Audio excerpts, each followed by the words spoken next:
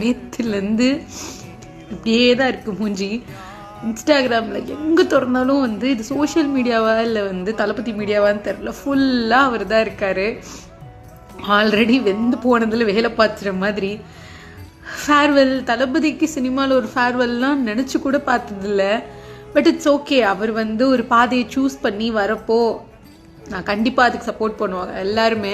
ஆனால் அவர் ரேம்பில் நடந்து வரப்போ அப்படியே அந்த கோட் சூட்லாம் போட்டுட்டு பார்க்குறப்போ அப்படியே கண்ணில் வச்சு ஒத்திக்கலாம் போல இருக்குது. அவ்வளோ க்யூட்டாக இருந்தார், அவ்வளோ அழகாக இருந்தார், ரசிச்சுக்கிட்டே இருக்கலான்னு இருக்குது.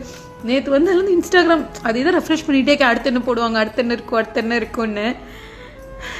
இவ்வளோ லவ் இவ்வளோ விட்டுட்டு நீ எங்கன்னா போகிற அப்படி தான் கேட்க தோணுது. கரியரின் உச்சம் அவர் சொன்னதை வந்து அவர் மலேசியாவில் வெளிநாட்டில் போய் நிரூபித்து காமிச்சிட்டாரு. அத்தனை பேர் அவ்வளோ கூட்டத்துக்கு நடுவில் அவர் போய் ஒரு ஆளாக நிற்கிறப்போ இதெல்லாம் யாருக்காக? அந்த ஒரு மனுஷனுக்காக, அவருக்காக, எங்கள் தளபதிக்காக. அவர் அங்கே போய் டான்ஸ் ஆடினது இதெல்லாம் யாருக்காக? எங்கள் சந்தோஷத்துக்காக. உங்களை நான் விட்டுற மாட்டோம்னா. We love you so much.